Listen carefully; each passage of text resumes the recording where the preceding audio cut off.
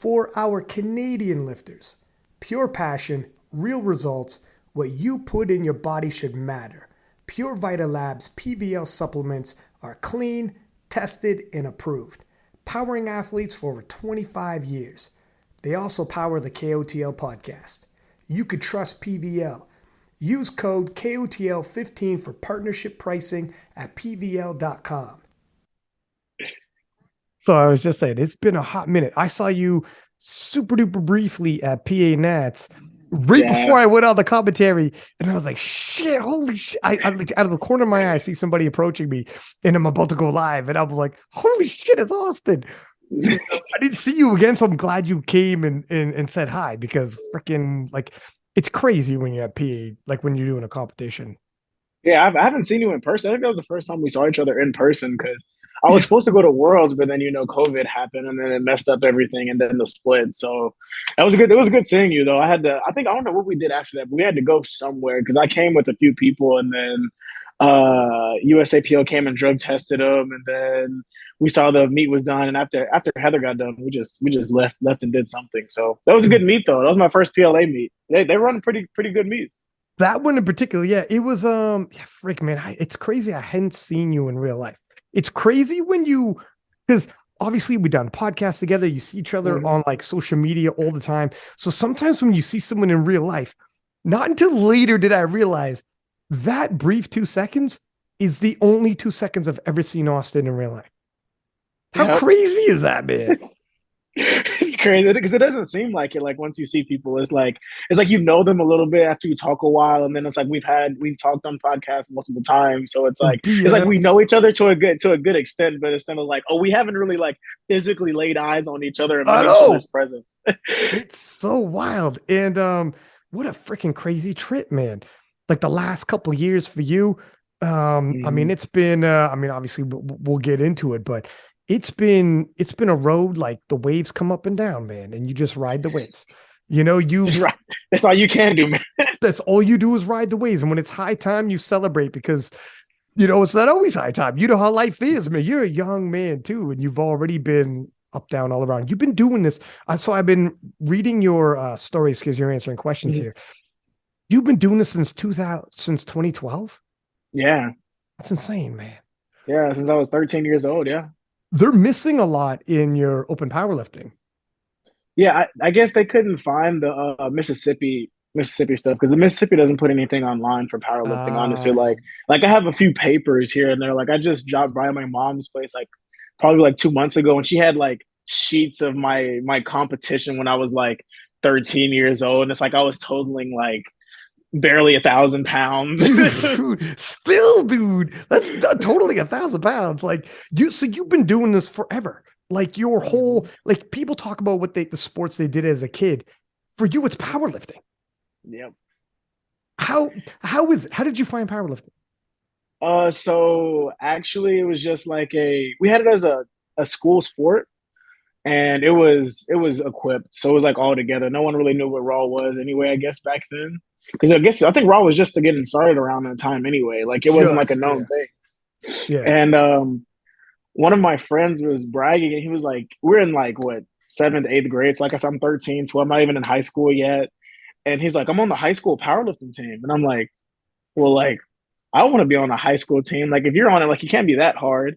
And then my dad actually worked like in the school district I was in, so he talked to the coach and was like, "Hey, like my son would like to power lift." And it's like when high school men in Mississippi aren't under 114 pounds or like less Mm. than 66 kilos. That's so they were like, "Yeah, like I mean we don't have anyone in that weight class, so let's go ahead and get him on." And then like I started then, and then I've gained weight every year, like every year till I got to high school. And then I like when I got to high school, I was a light 74, and I've been a 74 ever since. Honestly. Damn. So you were a career 74. Hmm. And my God, has the whole game changed since then? Like you've seen the whole game change. You've seen Yeah. from before. So I don't gotta tell you, back in the day, there was no such thing as powerlifting stars, podcasts, YouTube, social media, and all of it. Like Nope. there was nothing, man. There in the live streams, there was no people. The live streams were a joke if there was. Yeah. I I was remember. I Sorry, go remember ahead. being in high school, like searching up how to become a professional powerlifter, and that was like non-existent. Like no one, there was no like dialogue or how to do it, or like only thing I saw was like Ray Williams, because Ray Williams is from Mississippi, and that's really it. Like that's the only main powerlifter that I knew back then was just Ray. Like I didn't know who Taylor was. I didn't watch YouTube, so I didn't like know who Russ was like everyone does. Like all I had Well, they was weren't even literally Ray around yet. Williams. Yeah. None of them were even like Taylor wasn't even Taylor. Taylor didn't even win a world title till 2018. You Hmm. were around for 6 years by the time Taylor established himself. Yeah. You predate, and Russ didn't win till 2019. Like you predate everybody, man. Yeah. I've been doing it for a while. It's like people always ask me like, well, like what did it take? I was like, dude, I've just been doing it for forever. Like I just never stopped. And like Mm. finally something broke and it's like we figured out something that made me get stronger and I've just kept doing it. And then I saw what other people could do. And then like seeing Taylor hit certain numbers, it's like, oh well, I know it's achievable, so why can't I just like go and do it? So it's like literally just it's just it's a longevity thing, honestly, just staying healthy and pushing it that way. When you came in the game, though, because there was like nowadays people come in the game and you hear life stories on podcasts. You can find everybody on social media and they have massive followings. When you came in the game, there was none of that. Mm-hmm. What was your like the motivation? Like, was there anyone you looked up to? Like, or was it just there really wasn't? Yeah, I didn't start posting on social media till I think 2018, 2019, like my powerlifting stuff. And then like I was just then like getting to Midland, I guess around that time, Midland University. And then I just started following like all these people because I didn't even know like the powerlifting on the internet was a thing, like on social media whatsoever. So I just started like I looked up, I remember actually what I did. I looked up 74 kg on Instagram and I just followed everyone that was a 74. And I followed everyone that was an 83 and I just kept it around that. And that's what I just kept doing, kept doing. And then after a while, it just started sprouting. And then you see like, oh, like USA Powerlifting has a page. Let me follow them. And then they start posting like these random people. And I was like, oh, let me follow them. And then I found King of the Lifts and I was like, oh, like this is where it starts. And then I'm like, oh, like I see all these people getting on there. And then the goal was then back then was like, oh, let me get on King of the Lifts. Like that was the main goal when I was like what 18, 19. Achieve that, man. Achieve that Yeah. and more, man. Well, looking back at 2019, um, people remember the 74s, the Battle of 74s, the hype around the 74s. We went in because you, with Midland, you won, correct me if I'm wrong, I'm going back some years now, but you won the University Cup. Michael Yep. C. won the juniors. Ricky Cho Pug came in silver at the juniors, but it's a good Mm-hmm. battle. And then obviously Taylor won the Open, and all you guys were from US. And then that year, everyone was like, "Holy shit, this is going to be one hell of a like a possible USAPL Raw Nats." And you were, Mm-hmm. how old did you have been? You would have been super young, Yeah, I was like, if it was 2018 Nats, I 19, was 19. I 2019. was Yeah. 19. Yeah, 2019, I was 19, then probably 19 or 20. Yeah, Damn, just getting at man. that age. Yeah. And that was like I think Raw Nationals, my first Raw Nationals was I want to say it was my third Raw meet ever. Like I have been doing equipped since then. And like the only reason I did a Raw meet in the first place was because Midland forces you to do a Raw meet your freshman year if you're an equipped lifter. Mm, So I did that. And then my total ended up being like top five from Nats. Like I would have placed like fifth at Nats or something that year, and it was my very first meet. And then the next meet, I would have gotten like second behind Taylor, and then mm. I was just like I'm just gonna go to Raw Nationals, and then we all know what happened there. Like Michael was supposed to like beat Taylor that year, and then he ended up missing and cramping up, and then I got second. And after that, it was just like I had the hope and the faith. I was like, oh, I guess it's achievable. Like I'm right there. Like I can get there. Mhm. Like there was something special going on. First off, you guys had a unique cast because Ricky was the villain. Obviously, Mm-hmm. Taylor was like 15 years older than you guys, like 10 years older than you guys. So he'd been around. You were the future. And everyone, there was something special about you when you're on the platform. I remember like the way you were so young, but so confident, the way you were like undoing your belt, walking away from your deadlifts. And like, there was something about you, you could tell like if this is just the beginning. Right. And, Mm-hmm. I just had a podcast actually with Nick Manders and, it hasn't dropped yet. I'm going to drop this one first, but on the podcast, Nick is like, he mentions, he's like, but his nickname, the future, he's like, if you give yourself that nickname, that you can't give yourself a nickname like that. I don't know how I feel about that. And I said, hang on a second, Playboy. He didn't give himself that nickname. He's like, because I gave him that nickname, man. Like, man. He's like, oh, that's different. I'm like, yeah, that's different. It's different if somebody like a vet who's watching is like, this kid is the future. And then Bib, like, you made me look good. Thank you. First off, you lived up. That's for sure. Yeah. I had to. When someone drops something on that, it's like, I mean, yeah, I see it. Like, I mean, I'm really like just taking the same steps as Taylor did. Like, it's not like it was like I was starting at very low and I hadn't hit like a certain total. Like, no one called me the future until like I was around that 800 kg total anyway. And like we know, like No 74 had hit 800 anyway. And I hit it at what? I hit it at 21. So it was like insane, man. You guys were all chasing 800 at that point was the discussion. Michael C was on the podcast, and that podcast I think was called 800. And then you know, Ricky was like, he was in the hunt. He hasn't like, you know, he's not going to be, I think he's moved up, right? He's retired. He's done. He's totally done. He's totally done. After the Virginia Pro last year, he was done. He called it. He even said it at the press conference before it. Why? What happened? Just injuries, or what happened to him? No, he just I think he wants to go to bodybuilding, and he's focusing more on building his brand with everything like that. I think that's all it was, honestly. Like, that's all he told us. I don't know if it's something underlying issue, but he's done with powerlifting. Yeah. Holy shit, man! He was such an interesting character. He came around at a time before we were used to trash talkers. And remember leading into, he was like, it was hilarious because he's like Chael Sonnen, where it was over the top villain. Yeah. Where it showed a picture of him. I think he was petting a small bird. And he was like, he remember that? And he related it to Michael C. And he's like, you know, much like the American eagle, I hunt my prey. And he's petting this small bird, relating it to. And I was like, it was hilarious. And it wasn't like, it was so over the top that you could tell, like, okay, it's a character. So it's not. And then when he went at Taylor, he was talking about like, it was Scar, like the freaking Lion King. Yeah. Like Scar Mufasa. Yeah. The king, and he throws him off the side of the mountain. And I thought it was hilarious. I was like, man, this is funny stuff. Because it was so over the top that it wasn't like, it was like parody style. So it's like easy to fluff off. But I guess things got a little twisted between those two fellas at some point. Yeah, they actually don't like each other. They actually just don't like each other. That's one of the beefs that was like actually accurate and not just the behind the closed doors. That turned real. Good times though. It all had its place. In terms of history, Ricky was one of the first that I've seen that played that for really real villain role. And for him to like step in and step out so quickly, I don't know, I mean, he left his footprint in the game. It is what it is. I'll miss it. He did.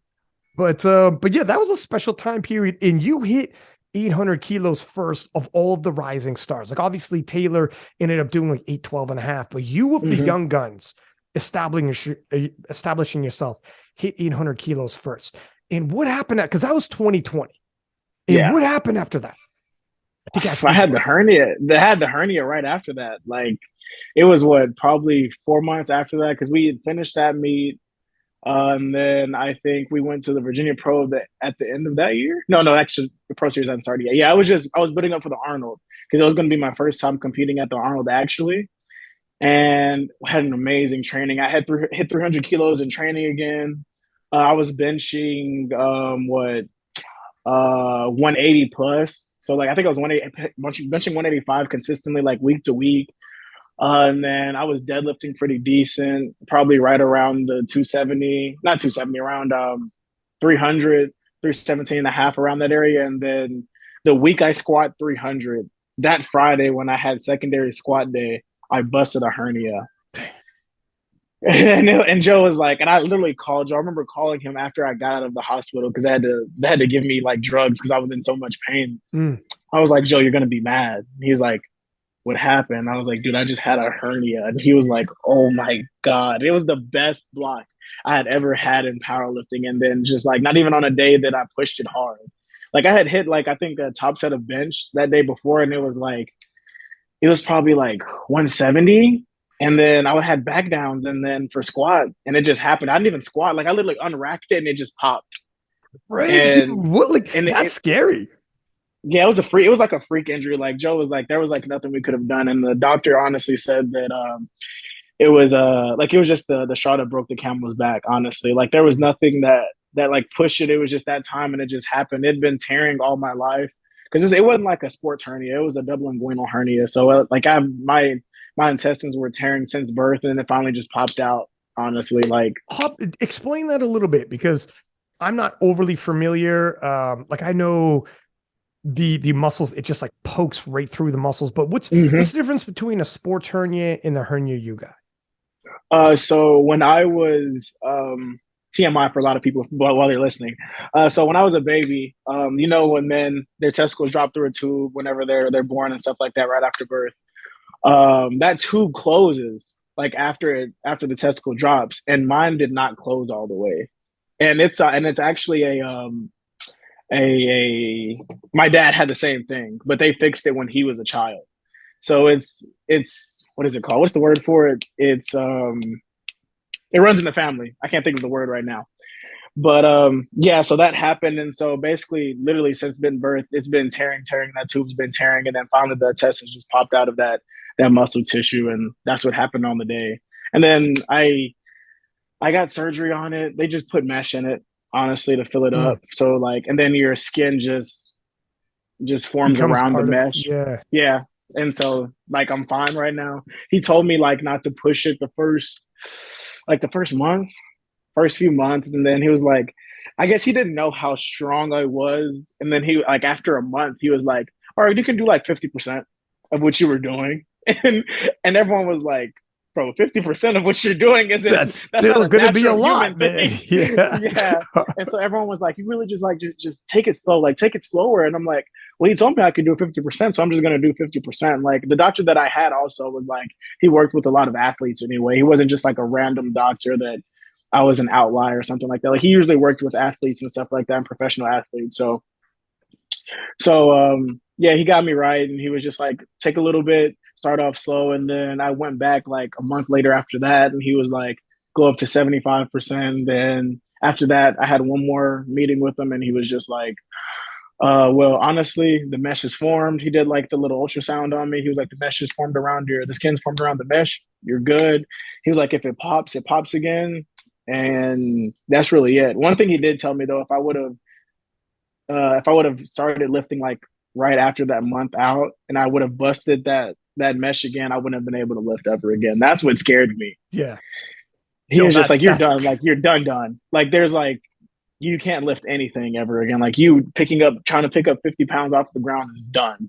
And so, what? yeah, so Oh, you that's what gotta take worried me me out at back and first. shoot me if that's how bad it is. Like that is Exactly. crazy. Whoa, man. I mean, Yeah, I got but to get really good at chess or something to keep my self-esteem up. Holy smokes, man. I'm not smart enough to be that weak. But so if that's the case, all right. So that's what that hernia is. What's a sports hernia then? Because I've heard people get sports hernia as well. Do you know? I don't even know what a sports hernia is, honestly. Like a lot of people ask me about it, and they're like, "Hey, like I heard you had a hernia. Had you heard you had a hernia?" That's hard to say. Yeah, no kidding.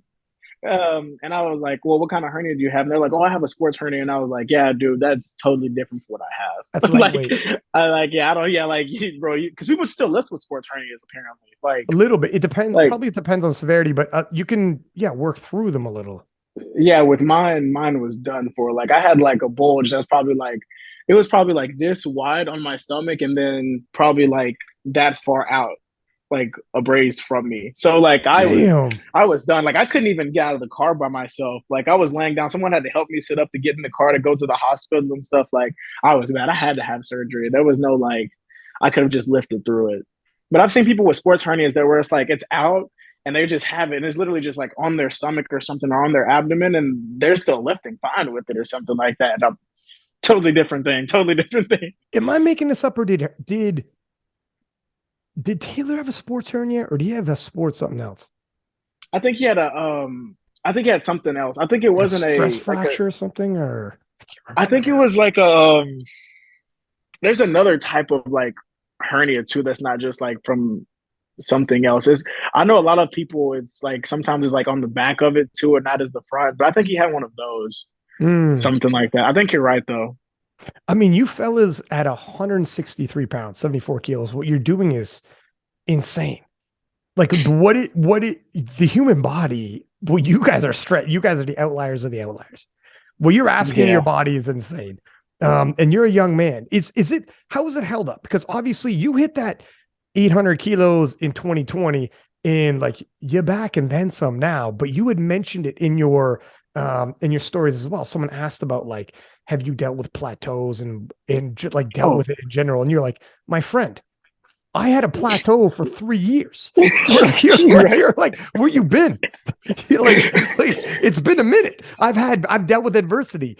So maybe like what were you, was there more injuries and how were you dealing with it? Did you ever have doubt like, am I ever going to get back to where I was or live up to this or I honestly think so. With the after the hernia, well, let's go like post pre hernia. So yeah. I think after honestly, I think probably Taylor can attest to this. After you squat over 300 kilos, that takes a toll on your body. Like that's something that's like you don't see Ray and Jesus just going in the gym and squatting 1,000 all the time. Like you Mm, don't. That's not something that's just common. Like they're like Jesus is gonna hit like that 900 mark, 800 for reps a lot of the time, but he's not just going in and like hitting 1,000 like every block. Like no, dude. Like that's just a lot of stress on the body. And it's the same thing for us. It's like when you go over that I say like probably 275 to 300 mark, it beats you up and it's terrible. And then doing everything on one day too, especially like him going in like on the day he hit the 838 and a half and pulling that 340, that 340 deadlift along with 300 plus squat, like that's just gonna take a toll on the body. And it I wouldn't say it causes injuries, but you're gonna have a lot of aches and pains after that in general in your body. Like there's not a day that I don't go into the gym that like something isn't aching. Like I'm not gonna say it's like unbearable pain, but like I have like my knees right now. Like the whole block, the whole meet that I've just done, like my knees are shot. Like I'll mm, sit down for like 30 minutes and I'll get back up and you can ask probably my friends, my girlfriend, like literally my knees hurt. Like I'll just get up and be like, my knees they just hurt. Like me sitting on chairs that like aren't my feet aren't on the ground and they're like, like the bar seats. My yeah. knees are hurting while I'm sitting down just because I don't Whoa. have them on the ground. Like that's like your body, you're feeling everything. And after a meet like that, like after I did that because when I hit 800 the first time, I wasn't even a 74. I weighed in like 72.5. So like I was under that. So like my body Yeah. was literally just like I felt flimsy after like as soon as I got done with squat. I don't think I've talked about that much, but as soon as I got done with that first 300 kg squat, I literally was like cramping and couldn't walk for a little while, and like I had to take time in between for bench, and then I barely got through bench, and that's why like I passed out on deadlift. Like I had no more energy left. Like that was just like I was on fumes after that 300 squat. Damn. So it's like it's definitely something that it takes a toll on the body, and then you have to like recover from it. So I guess that's what probably Taylor's going through right now is like he's probably feeling the repercussions of the 838 total, and just now finally getting back to it after a while because it puts a lot of stress on you. Dude, that body, your body doesn't come back from it for a while. Like, is it like first off, yeah. The thing is, we'll get into Taylor in a little bit because he's 10 years ahead, like in age. Hmm. So you kind of see now what's happening with his body and the mind's tough, the heart's willing, but the body will start betraying you. It happens to like Hmm. in all sports. And well, first off, before we get into Taylor and taking a look at that, was that just coming back from the 800 the first time? Because that was years ago. Or was it you dive in, you push a block based off of your new numbers, and your body's like not going to happen? Like you're not that you're putting up big totals. Yeah. 100% you're putting up like late 700s. Like it wasn't like you're putting Hmm. up small totals. It's just if you hit that in 2020, people look at your age at like 20 years old. People are like, oh my God, he's going to hit. Like people think it's all linear, which is not Yeah, real. yeah, Not it's real. never linear. No. So maybe like tell people like a peek behind the curtain what the last 3 years were in between those two.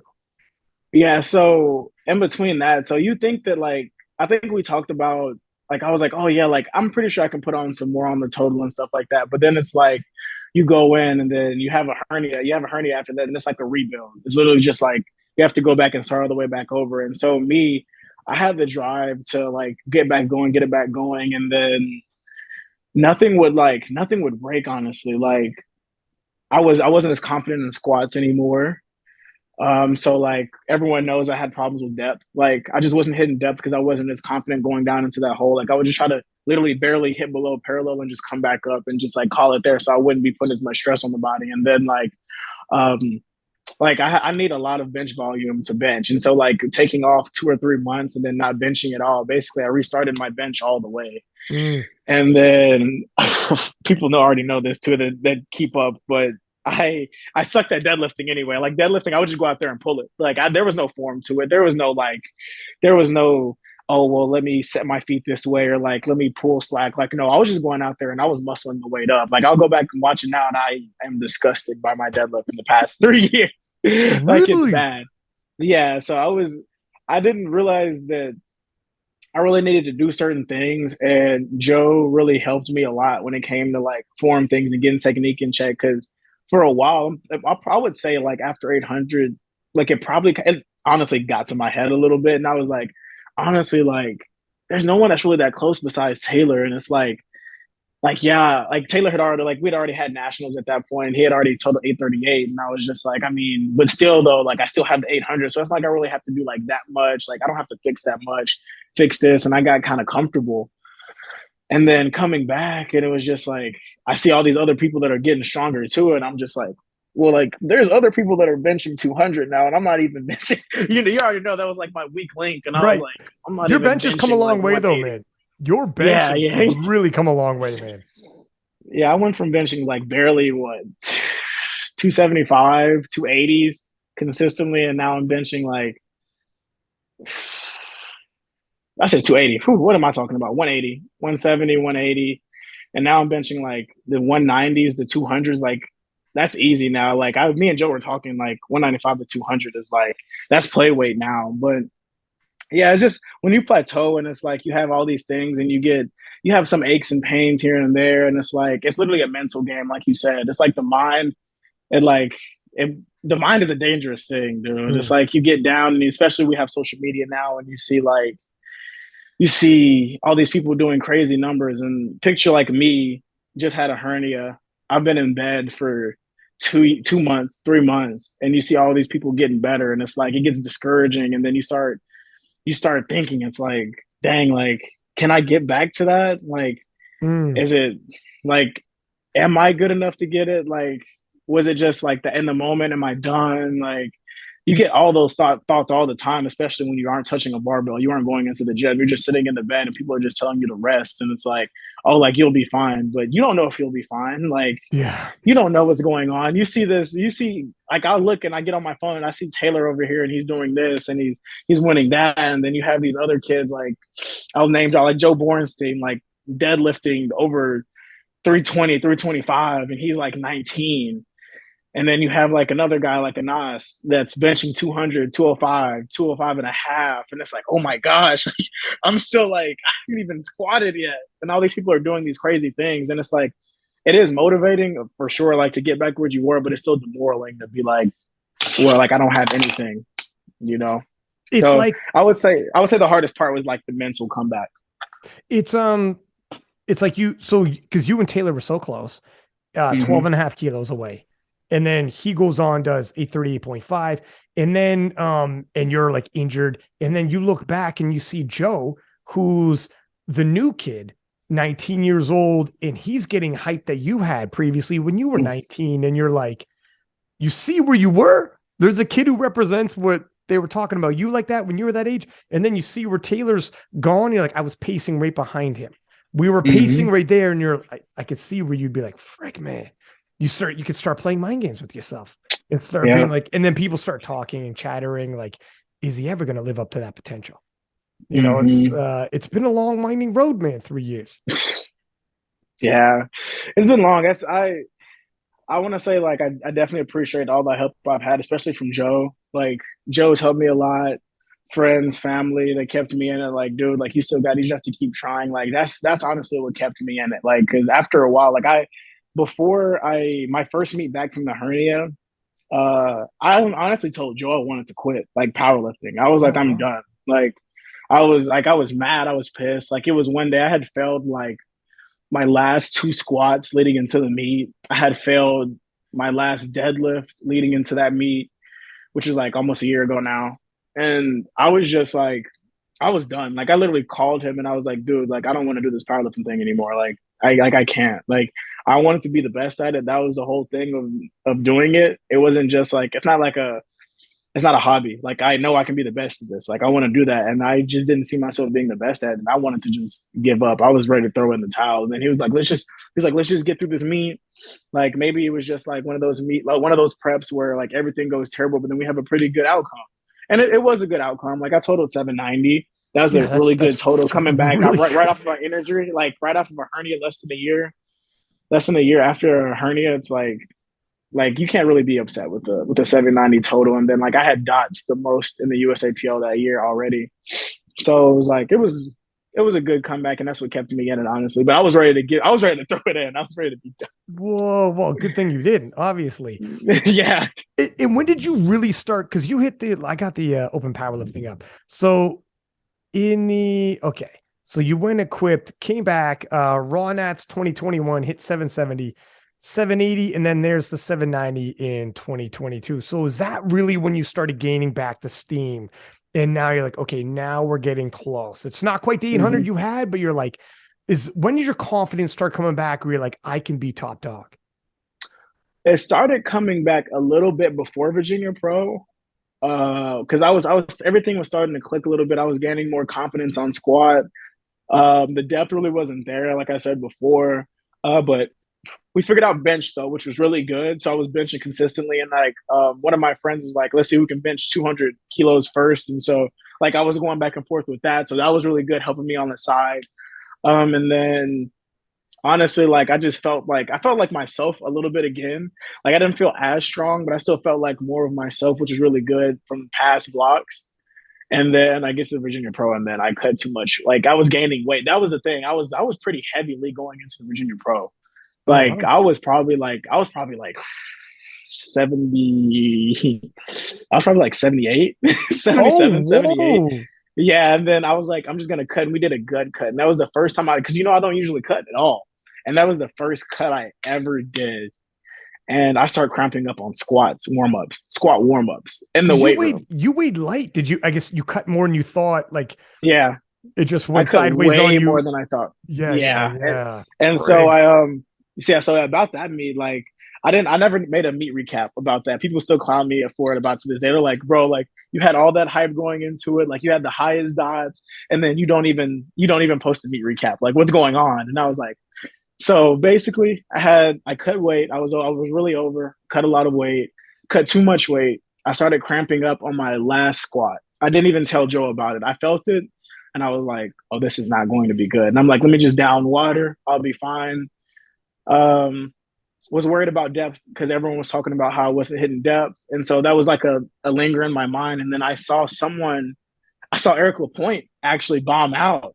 Like he was like missing depth, and I was like, oh my god! I'm going to bomb out. That was my thought the whole time. My heart's racing. I'm like, I'm gonna bomb out, and so I like sink my first squat, and that took all my energy. Like I dunked it, wasted all of my energy. The second attempt, I hit it, and then I was like, that's kind of okay, and they gave it to me 2-1, and I was like, oh, it's fine. I know I didn't have enough energy to hit 300, so I purposely cut depth on it to see if I could like see if the judges would give it to me or not. They didn't give it to You're me. not cheating. You're not trying. You know, Yeah. you gotta get slick with it sometimes. Yeah. And then after that, bench was just terrible because I just didn't like the lift off guy. I was getting perfect lift offs the whole prep, and then it was just terrible. And that messed me up too. And then deadlift came around, and I take the bar in one red. And as soon as I do it one time, I get a calf cramp and fall down. Mm. And I fall down in the weight room. And Joe's like, Oh, what's going on? And he's like, I was like, dude, I can't move. I was like, I can't move my calf at all. And he's like, are you serious? And I was like, yeah, I can't. So they take me over to a manual therapist that they had on site, thankfully, that they had. and he works on me with a Theragun and massages me in between each warm up attempt. Like that's how bad it is. Like I would hit one red, I would go back out. He would hit me with the Theragun for like 5 minutes, and I would go back. I would hit two reds, go back over. He'd hit me with the Theragun, and I did that in between each attempt until I got to my first attempt on deadlift. And then you can see on video if you go back and watch it on YouTube. I hit my first deadlift, and then I hop away because my calf is literally still cramping. And Yeah. so I get done with the first attempt, I hit the second attempt, and then the third attempt was 325. And I had never hit 325 before. In prep, I'm pretty sure the last thing I hit was 300. And usually I have like an elastic effect, and the taper like takes me away on deadlift. But I just had a feeling that it wasn't that day, and I rushed it, and then it came off the ground fast, and then I just started cramping, and I just put it back down, and I was like, yeah, it's over. Like That was a big 25 kilo jump for that too. Yeah, That was a hero jump, man. You did a big jump. So that was it. I cramped up. I cut too much weight, and then after that, I was just honestly upset. And then that's when the switch flipped in my head, and I was like, I have to fucking get better. Like there is no like I'm supposed to live up to that hype, and I didn't. And like all the people that were supporting me, I feel like I let them down, and I was like, I'm not letting that happen again. And so like that's what started. That's when I just was like, I'm just gonna keep putting in work and do everything right and make sure everything's fine come meet day. You know, like afterwards, people will be like, where's the meet recap? But here's the thing. If you would have said what happened, then they'd be like, no, posting excuses. And it's like, exactly. you can't win. It's one of the deals is like, look, guys, I had a shitty day. I'm capable of more, blah, blah, blah. You're going to make fun of me for saying that. You like people wasn't there meet day, but that's the truth. Like in sports, that's the truth. Like you can have an amazing prep. And then have a bad cut, and then everything could go out the window. That happens. Or just you have an amazing day, and like shit can happen to you. Like these things happen. It's tough with powerlifting. You have like 2 competitions a year, 3 competitions a year. So if you have a couple bad meets, people can write you off quick. On the flip side, you know, you could turn it around real quick too, which leads into this. And we were talking in the DMs leading into this one, and you were crazy confident. You were like, I'm going to put something up silly. You were even dropping numbers. You were saying that it was gonna, and I was like, fuck, that's a big number. And you were like, and you had said too, like, this is gonna be holding back. Like, this is conservative. And I'm like, conservative? Yeah, like when people saw that in the in my the bottom of the description, I was like, yeah, like we planned on like literally lowballing everything, like 7, 8. Because I told Joe, I have the messages. Like, I was like, Joe, I want to hit these numbers. Like, I want to go 305. I want to hit 200. And I want to go like 330 to 335 on deadlift. And he was like, like I thought we agreed on just going 820. Like I thought that's what like we were just talking about. I thought we were just gonna take it easy and go all out for Nats. And I was like, but like this prep was amazing though. I was like, it's right there. We can total 840 if we want to, dude. Like it's right there. Like I know I'm going to do it. Like I will do it. And he was like, no, we can just hold off. He's like, we can do it. It's okay. Just hold off. And I'm like, all right. It was well, first off, so I talked to you in the DMs, and I'm like, significance wise, historically speaking, weighing below 74, it just holds because Taylor did it at 74, and it's kind of like the passing of the torch. Like I know, you know, at least taking the lead currently, and then when you do, you know, 840 or whatever you end up doing, it's at 74. There's like a historical significance to it. Is that why you did it as well? That you're like, okay, I'm going under 74. Well, actually, I just weighed in that light. Like Joe told me not to weigh that. He was like, dude, this is like you're not cutting anything. I ate the night before. Like I had chicken the night before, and then I woke up the next morning and I was like, oh, I'm still under. So I was like, I'm just gonna eat some rice, drink a little bit. I had a few sips of an energy drink and stuff like that before. And then I get on the scale and I still weighed under. So that was a mistake, honestly. That wasn't even on purpose. When you go for 840, will you purposely go under 74 so that you beat Taylor's? Or because that's like the big, you know, it's the big historical. I know if you end up in a battle with Joe, here's the thing. Here, I get both. You end up in a battle with Joe, you want to be a full strength, because if he's a kilo bigger, it's 2.2 pounds. It's at the bottom cutting, you know, he's not cutting and he feels great. On the flip side, the historical relevance of beating Taylor or not, like, you know, it's not the same weight class if you don't, but it could be if you do under 74. So there is, you know, I don't know. How do you feel about it? Okay, so honestly, I haven't really talked to Joe about this, but I'll say this. Honestly, I think that if this prep goes as well as I wanted to, and 317.5 is possible by Nats, I probably won't cut. I probably will weigh in over 74. Mm. But if I think that 317.5, like if 317.5 isn't like 100% there, and I don't think it's 100% there, I probably will weigh in under 74.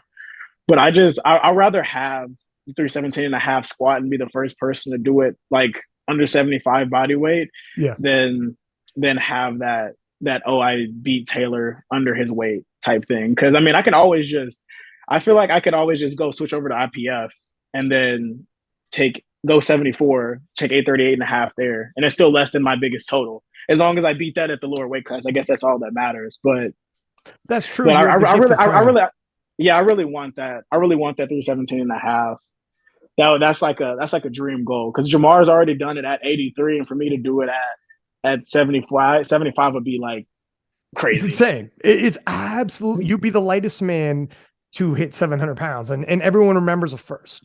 You know, it would like the historical significance. People, it's insane to even think about. And you're absolutely right in terms of handling the 74 kilo business. You got time. Yeah, You got time. You know, you yeah. could. You're. Are you still a junior right now? No. I just aged out. I'm 24. I just turned 24 in April, Okay, so I just aged out. okay.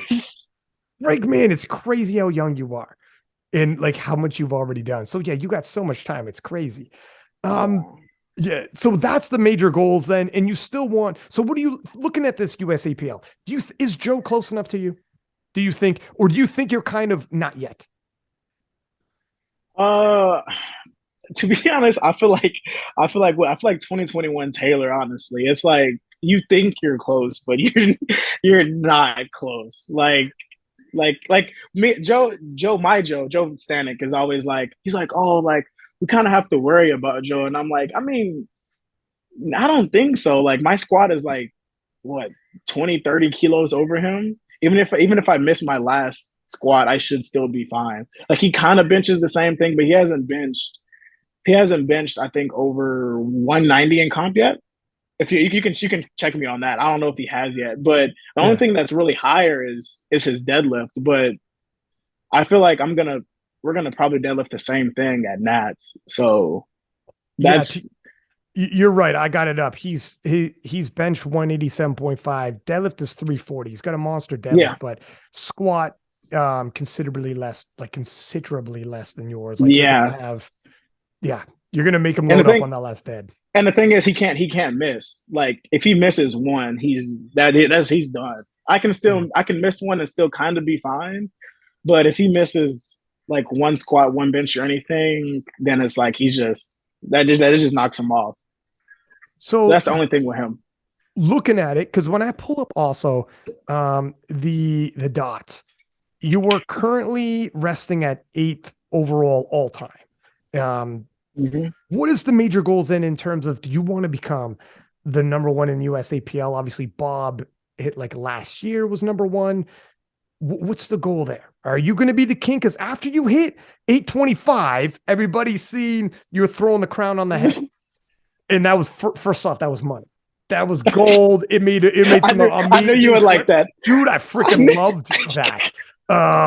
I watching there was like I watched like jujitsu tournaments, and this one dude after he defeated the previous king goes and puts it on his own head. He took it off his opponent and put it on his own head and be like, I'm the new king. It's just moments like that you see the video clip and you know, like 10 years in the future, people look back and be like, that was a pinnacle performance, whatever. But what did that signify to you in terms of 825? Was that you being like you're the king now, you're going to be the king? And what are you thinking about doing for USAPL Nats? Well, I honestly I think people don't realize how hard it is to hit like that 590 plus dots. 595 plus dots is hard.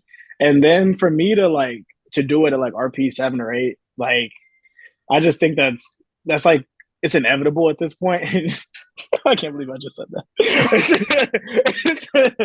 It's inevitable at this point. Like I'm probably gonna weigh in around the same thing, maybe half a kilo more.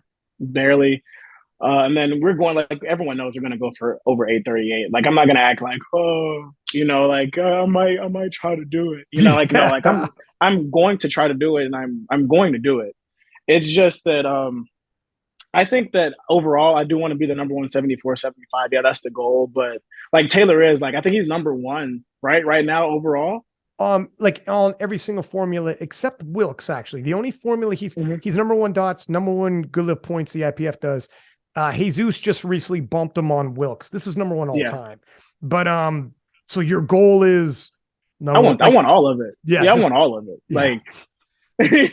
Like I mean, why not? Like it's there. It's not like it's not possible. Like I'm not one of those people that's like, oh, like I'm not gonna be the. I just want to win my weight class. Like no, that's too easy. Like you can go and win your weight class, but to be top of every formula at one point in your career is like the pinnacle of everything. Like I feel like that's what separates you from those main elite lifters. Like I want to be in the same boat. Like when they look up and they see like, oh, where there's Taylor up there, there's Leah up there, there's Jesus up there. Like I want to be one. I want to be on that Mount Rushmore also. Like that. I want to be one of the faces of powerlifting. When someone thinks of powerlifting, I want them to think about Well, you transcend just your weight class. You transcend your weight.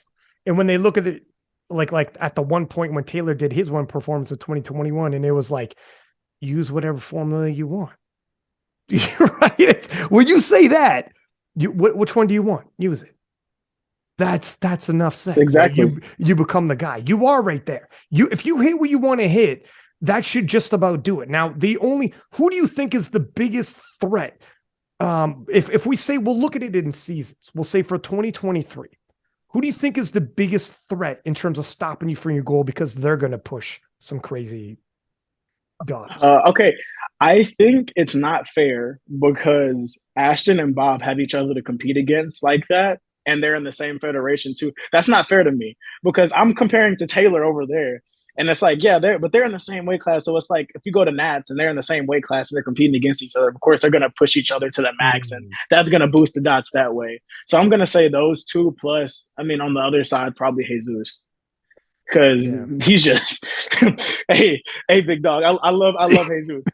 He's my guy. Like every time I see him, like when he came to game day, he was like, "Hey bro, can you stay for my squat and like hype me up?" I was like, "Can I stay? I wasn't gonna leave, dude. What do you mean?" Yeah, you're like, I took the day off to watch this, man. What are you talking about? Leave. Yeah. Yeah, like him, like just seeing Jesus squat and stuff like that, and do what he does, and see where he's come from and all the things he's achieved. Like that pushes me as well. And then just to see like Bob, that I was like one of those people who really didn't even care about powerlifting at first, to be like, I'm actually going to start trying and then pushing it that way. And then Ashton's just a cyborg. So you got him, and it's like just those guys are the guys that I'm probably looking out most for over everything. I think. Yeah, that's really it. What because like there's Ashton, Bob, Keenan's close. We'll see what Keenan ends up doing. And when you see these kind of showdowns, obviously you could do the formulas. You have historical relevance in terms of that you're chasing, and that's huge. And to be number one in the entire sport period is, probably better than any one single head-to-head showdown. However, do you long for those? Because you came in the game 2019, you were right in the mix. You were young as hell, but you were right in the mix of like showdowns where you looked around and it was like heated debates. And then you see, Ashton, Bob, Keenan. Are you looking for that in the future as well? Or is it, okay, that's cool, but right now I got this overall goal of being the best period, and I'm chasing historical numbers in terms of formulas? Yeah, I just want to be number one, honestly. Like that's the goal. Like the main goal is to just show that I can dominate at one point or another. And this is the time. And I feel like I don't want to say it's easy. I feel like it's easiest for me because I'm younger than all of those guys. Like that's just all I have on them. Like, yeah, I've been doing it for a while, but I'm still younger. My body's still recovering at a pretty good rate. Not as fast as it used to, I wish, but I'm definitely I'm younger, so I feel like I have more time to do it. And I'm finally getting to that age where they got their pure strength. Like around this time is when I think 24 is when Ashton actually started getting that boost and getting super strong. Like Bob, I think, is like 25 right now. And so last year was that year that he like started pushing and pushing.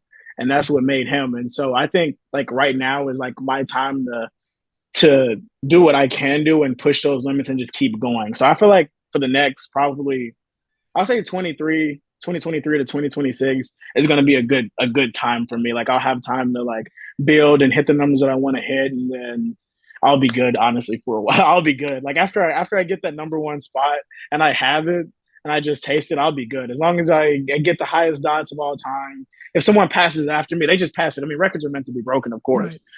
But for me to just get it in the first place is just, that's all I want. I just want it because I know I can have it. Like I know it's there. If I put in the work and I keep dedicating myself the way I am and doing the things that I'm doing, there shouldn't be anything that stops me, honestly. Your placement in his, like, once you become number one, it's like your era. That's your era. You know, like right now, obviously like Taylor's, you just took it. Well, I mean, like you took it currently. Taylor still has the all time, but if you take the all time in this year, 2023, it becomes like it shifts, almost a passing of a torch, right? Where it becomes, okay, this is my era, and I've now staked my claim in powerlifting history. And people forget things, like people can forget who was the best in certain weight classes, but when they go back and look who was the best period in that overall time, it's a lot easier to remember. Who was number one in this period of time, you'll have laid your stamp, which is an entirely different goal. So I agree there. Showdowns are nice. Now, having said that, how much does it mean to you in terms of like I'm a fan of like boxing MMA where it's lineage, where it's like passing the torch lineage, right? How much would it mean to you? Because we're getting close now in terms of for Taylor, he's 10 years older. How much would it mean to you before he leaves to be the one to face him head to head? Because he's undefeated since 2017. To be head to head, the guy that defeats Taylor after you've done, you know, let's say in USAPL, you do that number one status. Is that cool as well? I want to say this. I hope this goes out before Taylor competes. But bro, you better not lose because I want to be the one to beat you. You better not lose, bro. You better not. That's one thing that I don't want. He better not retire before. I want that one more bout, dude. Like if you beat me that one last time, like of course you're the GOAT. You always be my GOAT. But I want to be the one to do it. You better not lose to these other guys. Like that's gonna make me mad, dude. Like that's gonna make me so mad that you lost to them, but you wouldn't lose to me. Like, come on, bro. Like I deserve it. Come on. I earned it. Like, come on, dude. Like I deserve that last one last go. So like I hope everything goes good for him in this time. Like, but I want that one more time to go against him. Like I think like I deserve it. I think the other people deserve it. Like, and I just want you at your best. I want to go that 1v1 one day. If you got to switch over, I'll switch over. I'll switch over within the next 2 years, probably. Like we talked about in the DMs, probably 2 or 3 years. I'll switch over. I gotta win Raw Nationals first because I don't have an Open Nats title. So like I can't leave the USAPL till I do that. So yeah, like just I want to that's one of the things that I have to do in my career. Like if I don't get to do it in general, like even if he does win this one and then he retires after that, I'm just gonna be disappointed at all. Like yeah, I could break his record. I could break it by 50 more kilos. Like, but it still won't be the same as like trying to get that last win. It's if you're writing the story, like it's still significant as hell to break the numbers and become number one, period. But if you're writing the story, for sure, when you're reading the book, if I'm reading your book, for sure by chapter 6 or 7, I'm like, oh, if I know right, they're going to clash one more time before the old dog leaves. The old king needs to pass the torch, like the final battle. You don't take the throne without that final battle. He doesn't advocate the throne and be like, okay, you can have it, young man. It's like, no, we're going to fight for it. No, yeah. We have to fight for it. You can't leave yet. And I do know what you mean where, look at man, things are getting dicey. Going into Sheffield, like things were going wrong, but he tried to put on a stern face. But coming around from Sheffield, there's like, he went straight from Sheffield peak to world's peak. And it ain't looking like, it's not looking like the same peak. Like it's like he's got no time off. It's like, and then you look at Tim Monagatti, who he said, I asked him and he said in the comment section, I'm 75 kilos right now walking around, and he's squatting 292.5 kilos, deadlifting 320. Don't see a lot of bench, but I mean, he won't be Austin Perkins numbers, but he doesn't, does he have to be to beat Taylor? If Taylor's floating around his Sheffield performance, because it looks like Taylor he had no time to recuperate. He's just going to work through injuries. This feels, I was looking at him like like I wanted to say the last time I saw him deadlift, well, I think it was 275 for that three. That looked pretty decent, I think. I felt like it looked okay, and I was like, oh, he's back. But then he posted the last deadlift he just posted, that looked kind of slow though. And he had me, and I was like maybe he's good. Like we were talking, I think like I said, in 80%, Taylor is still going to be hard to beat. Like this man, like don't think he's still not the GOAT, bro. Like he's still Taylor. It's Taylor Atwood. Like he'll pull it out of somewhere. But like I don't know. Like people keep telling me like it's looking kind of dicey. Like you never know what could happen. But I'm like, I don't want to see it happen. Though. Like I want him to do good. Like I want him to win. You know. Is it, you had mentioned in your stories, you put his so-called injuries in quotes. Were you hoping it's game and he's not showing his top end sets? See, yeah, exactly that. That's what I'm hoping, because that's what it was when it was like 2020, 2019. Like he would say, like he would be like, oh, like it's not even close, and then like he went up and he put up the 838 total. Like that's what he did. So I'm like, maybe I'm assuming, like I just feel like that's how he always is. He's always like, oh, like I'm injured, like guys, you like I don't know what's gonna happen. Like, but behind closed doors, he's like, oh, like I got this. Like this is gonna be easy. I feel like it's gonna be one of those times. Maybe not. Because I thought the same thing for Sheffield, but then Sheffield didn't go good. That was real. That was real, dog. Here's the thing. I could tell you it's real. He's really that's why I'm not just saying this to like create tension to watch. Like people should watch, because legit Taylor, like they were really eyeing this Worlds, and you have to do Worlds to go to Sheffield. Mm-hmm. And he just can't take it. If he misses this Worlds, then he misses next Sheffield, and he's at a point in his career where like, how much can he take off? He's 34 and injuries are mounting. So it's like, I guess I got to scrap it out. I don't know, man. I'm going to watch, I'm going to commentate, but it's just, I don't know what to expect, man. I hope to. Me too. I also would love if Taylor even if he gets by the skin of his teeth, people will be like, oh my God, that was entertaining. And then, and then he can, and then after Worlds, he's got all the way till February for he'll actually have a time off. Injuries can finally subside. He can go back over 800 kilo total range. But there's no time off. He went from injured to right into prep. I don't know how the hell he's going to do it. Man, I don't know what's going to happen. I'm not even trying to sell this like a promoter. This is crazy. I'm nervous as shit. If he doesn't make it to Sheffield, if he actually loses and he doesn't get the wild card spot, which I feel like somehow he'll probably get a spot somehow. I don't know how. It just seems to always work out for him. But if he doesn't get to Sheffield next year, I honestly might make the switch over next year. Then, if he doesn't make it and he doesn't go to Sheffield, and so he has to wait till the next nationals, I'll go to that nationals. I'll make the switch early. I'll make the switch early if he doesn't win Worlds. It'll be disappointing that he lost beforehand, but he'll have time to get better, and then that'll be his peak time, and he'll have all that time off, so he can say that he was injured during it. You have time to take off, so I would do that. I would give that. That would be the perfect time to do it, and the only time I would think would be the last time for him getting up to that age and like trying to push it that much. I would do that. That sounds like a perfect story, honestly. I mean, but I hope he wins, though. I don't hope he loses. I just want to say that. I hope he wins. I hope that isn't the case. Yeah, for sure. I mean, yeah, for sure. It would be the best case scenario would be a straight up head to head, both of you guys, full peak power. Mm-hmm. The best case scenario would be he gets the win at Worlds. It's probably going to be a scrappy performance, but he pulls it off, and everyone's like, "Oh my God, that was so scrappy." It's one of those deals where the numbers aren't what you show, but the heart and determination and adversity. And people are like, "Okay, he's a dog." You know, there's a compliment in sports, win ugly, where you show the doggedness, where you're like, I pulled what I needed to pull or did what I needed to do. Hey, a win's a win, no matter how ugly it is. Dog, if you're gonna win that many years in a row, you're gonna have a couple years that were ugly wins, but you just got it done. And you're like, thank you. I'll see you guys next time. Right. I just want to know if like, so is Sheffield always gonna be the same formula? Is that always gonna be by like world record percentage? I think so.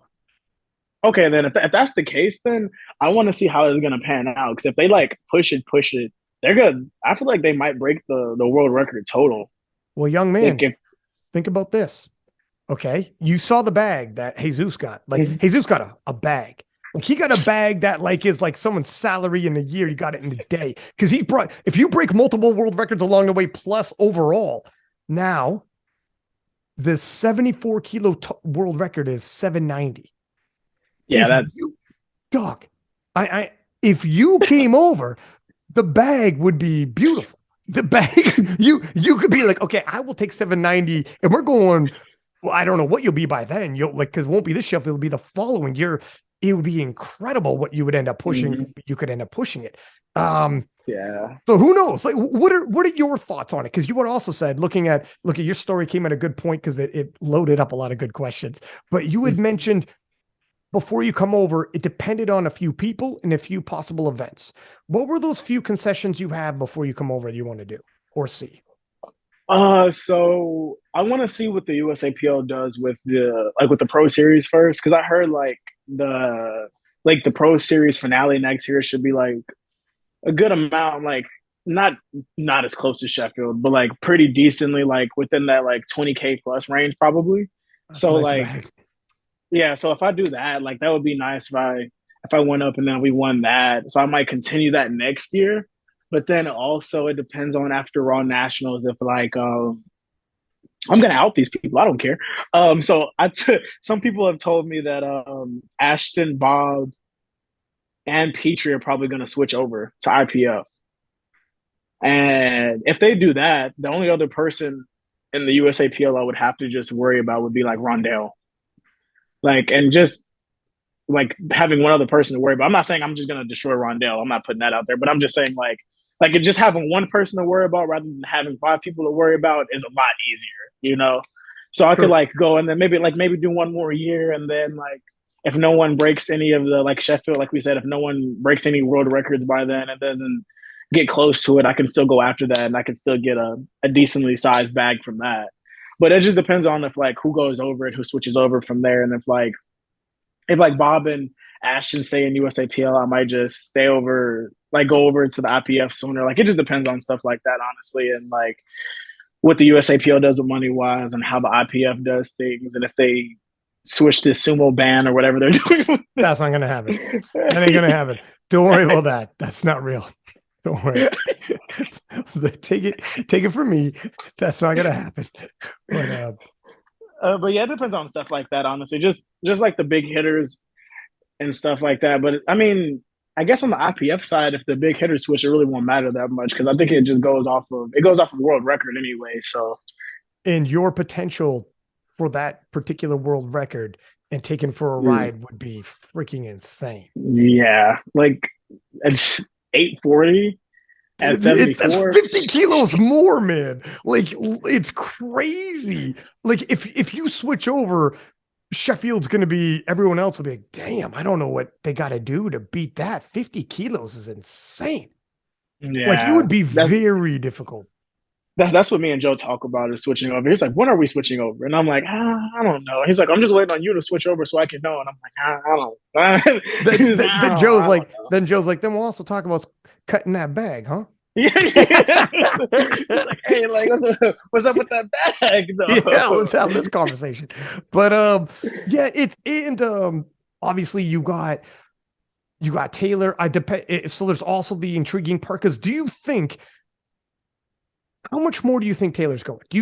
What do you think when you're watching this? I know you don't have inside info, but if your gut check, because you know what it feels like. You're 24 and you feel this, and he didn't powerlift as long as you, but he played like football. Like he was, so I'm sure when he wasn't powerlifting, he was getting banged up. You thinking, freak man, this is near the end? Yeah, I honestly thought this was what I thought was going to happen this year. I thought he was going to win Sheffield. I still had faith in him until like I saw the performance like on that day. I thought he was going to win Sheffield, and then he was going to retire. Like that's what I thought. I thought that was going to be it. Like that would have been the perfect ending, honestly. Like Right. go to Worlds, win Worlds, go to Sheffield, finish it that way, and just retire after that. But if he doesn't win this one, I can see him probably taking another year and trying to win it another year, and then like finishing it off probably like what 2025 then? Yeah, finish it in 2025. But if he just ends this one and then it's like I feel like if he wins this one and then he goes to Sheffield and then has that time off and then wins Sheffield, I think he'll still retire then. Like I would just end on that high note. Like, because all he has to do is just total what he could just total 800, 820 again. Yeah. He probably would win. Like Yeah, he doesn't need to be 100%. He doesn't need to go back to 2021. Nope, he doesn't have to hit 838 again or anything near that just to win Sheffield. So I still think it's possible, but I think I think within the 2 or 3 years, retire. That'd be a good thing to do. You win it. I'm not hoping he retires though, of course. Like I want to still try to get that one last time in, but yeah, I think I say I'll be lenient and give him. I'll say 3 to 5 years. I'll say that. I'll give him that. But that 5-year mark is still. He'll be what 39. Dude, it's funny. I talked to him about it. Like he loved it. What do you think for yourself? Because I've talked to him about it before. And I remember like a couple of years ago, he was wondering how long he wants to do it. And this is different when you talk to athletes when they're in the middle of prep. And there are points where like his prep is ridiculous. Yours is probably ridiculous too. Like you guys are in the middle of it and you leave, like you stand up and your knees hurt and there are probably moments inside of this crazy grind, 3-hour days where you're like, if someone asks you right then, how long do you want to do this? So Taylor, I had a podcast like a couple of years ago and he's like, I don't know how much longer I want to do this. And then I had another podcast where he's like, I'm going to dog this out until the wheels fall off. Let's rock and roll. Let's see how far I can push it. So you never know. It depends when you catch somebody. And it makes sense because like maybe in the off season when you're not hurt and you're like, man, let's rock and roll. What did we talk? Mm-hmm. After Worlds 2022, he was healthy and he cruised to just below the world record, 790. And it was like RPE, like it was crazy low RPEs for him. And he was like, and he was like training only 3 days a week or whatever. And he's like, man, I think I could do this for a while longer, but you never know what happens afterwards. Right. So what do you think for yourself? Like when you vision your future, what do you think about all this? When you take a look at Taylor, you take a look at how you feel at 24 sometimes. To be honest, I've been talking about it recently. I'll probably will retire within 3 to 4 years. Like after, if I win Sheffield, I'll be done. Really? Wow. I'm tired. I've been doing it. I've spent the last, since I was 12, 13 years old till now, I've spent every day in the gym. Every day. Like 3 to 4 hours of my day since then have been in the gym. Like I honestly just want a normal life for a little bit. Like I might come back. Like I'm not saying like I'll probably like stop completely. I'll probably go and train a little bit. Like I might just show up at Raw Nationals and lift a little bit, but I can't keep pushing it like this all the time, dude. Like I want my body to feel normal. Like I don't want to have aches and pains anymore. Like I've been in pain for years now. For the past 5 years, there's been something that's been wrong with my body, and I'd rather just like stand up, walk around, and like either not get tired of walking around or not have pain when I'm doing a certain movement. Like that just would feel good to have a normal type body instead of like pushing my body to its limits almost once a week, every day almost. It's just rough, dude. It's rough. So I say like if and when I win Sheffield, that's probably going to be the cutoff point. Like your picture perfect ending of your story. You win the USAPL Open. You smash all the previous records in terms of like dots, like Taylor did 2021. Now that's you. You come over to the IPF, win the world championships, defeat Taylor, the GOAT. So you get that win back. win Hmm. Sheffield, and then like your resume would be ridiculous by that point, by the way. Like in Yeah. terms of what else, you win USAPL, you beat Taylor, you win the world championship in the open. Those are like the big titles. And then you win Hmm. Sheffield. That really would be, what else is there? You're It's, the only way you'd stick around is if you didn't want to give up the limelight. If you're like, damn, I'm yeah. in my prime right now, how far can I make a dynasty of it? It would literally be like what's his name? That's so bad that I'm not thinking. Adonis is Creed's dad. I would be like that. It would be just like I would just ride the wave for a while, and then it's like I don't want to step out of the limelight, and then someone just freaking a kid comes out of nowhere and just beats me, and I'm like, oh well, that was fun for a while. I'd rather not do that. I'd rather just end on a good note, call it like no one's beat me for a while. I won the biggest meet in powerlifting. I got the biggest bag in powerlifting. Yeah. You beat the GOAT, you win a world title. Like if all those things line up like you would hope, what is it, man? Yeah. You know, it's just difficult though, because I get it all, everything you're saying. Do you think you'll be, because you've done this your entire adult life? You've done this your entire like pre-adult life. Hmm. Would there be, when you talk to athletes, there's a void there because there's excitement. Not only is there powerlifting gives you structure, gives you goals, and not having those, but also you're in the limelight, that feeling before a big Yeah. showdown, and like, you know, and people, would there be a gap there that you feel like a void? Are you worried about that, or would you do something else to try to fill it? I mean, I still do the coaching of powerlifting though, so I would still coach powerlifting. I would just do that honestly, and that'll probably keep the void. And I would still go to meets, still go to nationals, still talk to the people that I talk to. So it wouldn't be that much of a difference, and I would still be in the gym. I just wouldn't be taking it as seriously, like going in here like putting on these Gen 2 sleeves, barely getting them up, Yeah. like my wrist, elbow pain when I just got done squatting and now I have to bench right after and I still have elbow pain or like it's just so much. It gets to be so much after a while. That's all it is. And so you get burnt out of it. Like it's And not but the only bag that, is nice though. the bag's getting nicer and nicer every year. And not, and there's, by the way, there's also the World Games going raw. Oh, You it know, is, everyone's yeah. seen those comments where, I mean, maybe that's another check mark Yeah, in that is terms another of, check mark. I forgot about that one. Yeah, Joe's talked to me about that too. I just keep forgetting that it's going to be raw. Usually, when you hear World Games, you think equipped, and I'm like, I'm not doing equipped anymore. yeah, yeah, I yeah. retired from that already. I'm done. It's, those are like you would have like all the big events done. That's where it starts getting easier and easier to walk away from when you've Hmm. done it all. And if you win the World Games, dude, like you've seen what those events look like. It, like, you know, the opening ceremonies and the whole, like the athlete Hmm. compounds and the whole nine, then that's pretty much it, man. You probably could hang it up. And like, I don't know, we haven't seen too much in powerlifting this, but like if you see like Ronnie Coleman, what his body is like now from all the years, it's scary. And Exactly. like legitimately, I don't know if like when I see stuff like that with Ronnie Coleman, I'm like, how did that happen to Ronnie? And then when I see guys like what guys like are size of you and Taylor, what you guys are doing, like I don't think you're gonna end up like that. By the way, okay, I'm not worried about No, yeah, that. oh yeah, no, oh no, That's the definitely, yeah. Like biggest that extreme. that's steroids. That's super steroids, bro. That's We're chilling. crazy, right?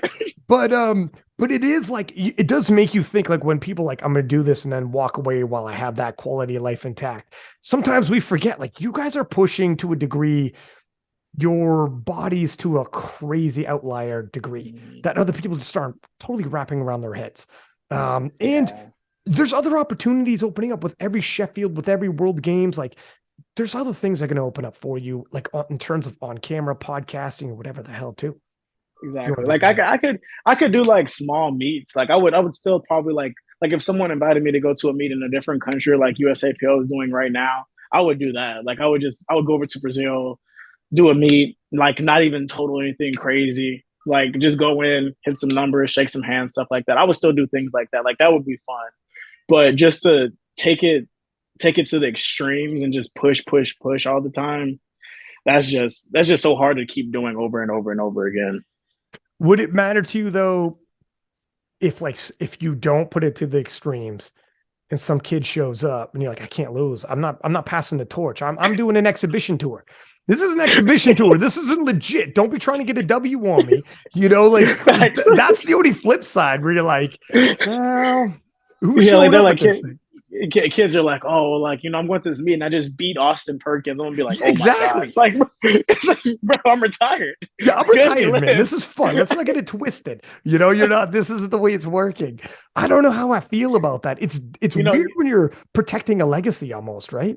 we'll just only do like bench only meets That's or right. something like that. Like we'll just keep it to where it's like they can't really beat me, and it's like, oh, I just went in and I just bench. Like that's really it. That's all I do. Or do like a deadlift only, push pull meet. That's it. Like something like Yeah, that. yeah, yeah. Make the bench only American team and just float around the world for years, just having fun. See, exactly. That's the new plan. Actually, that's my retirement plan.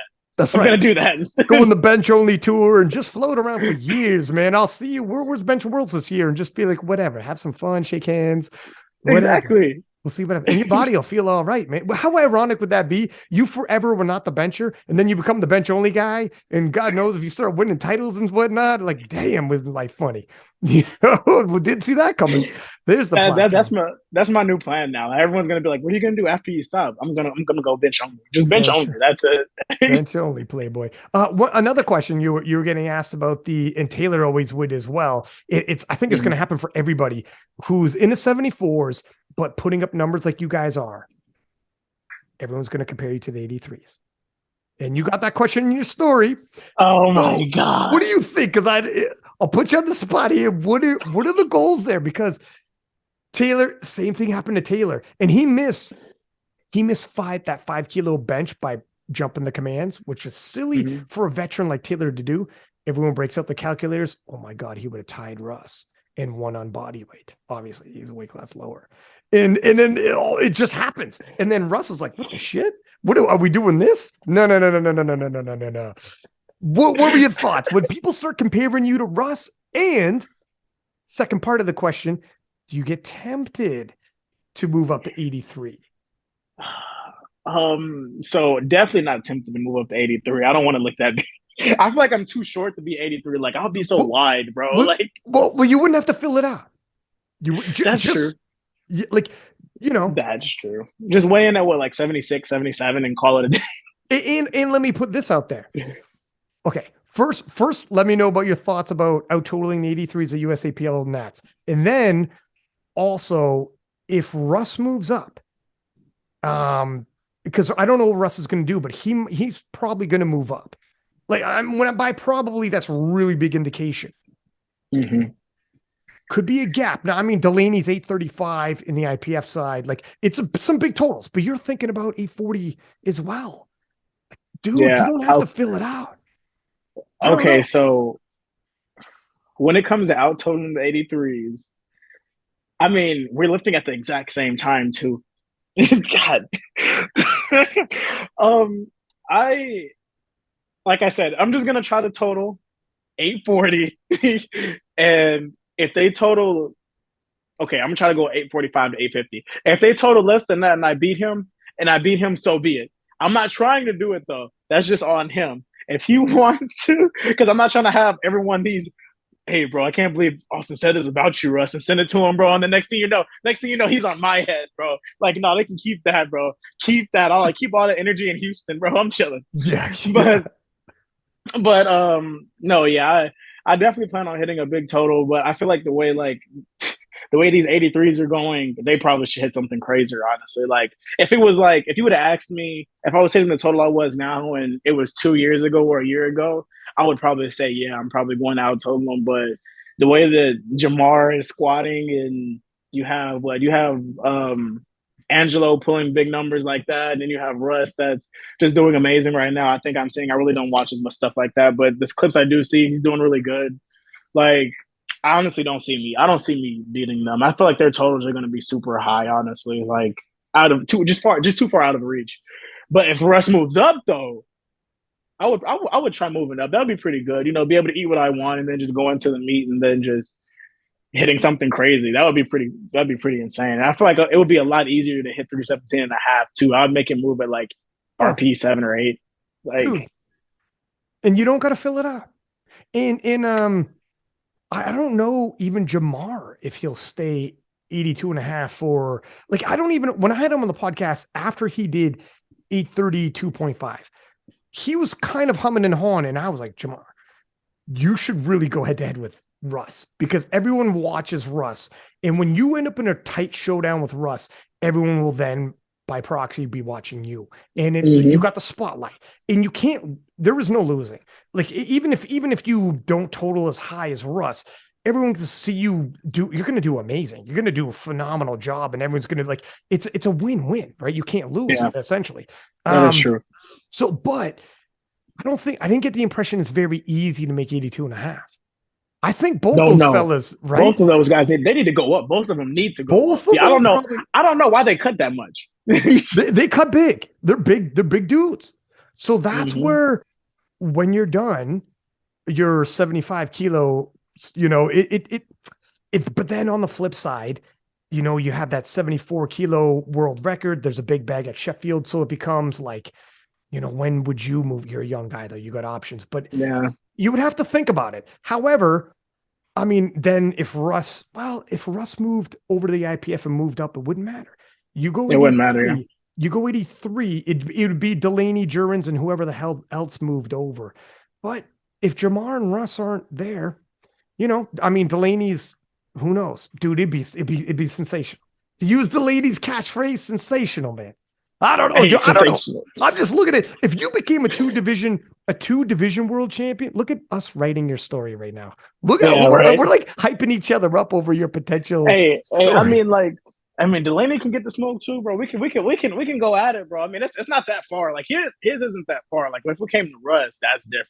But like Delaney's is kind of like not that far. What did you say it was? It was 835. 835. He's which puts him like second in the world in 83. But it's you know, we'll see what he does in 3 weeks at IPF Worlds. But yeah, man, it's close.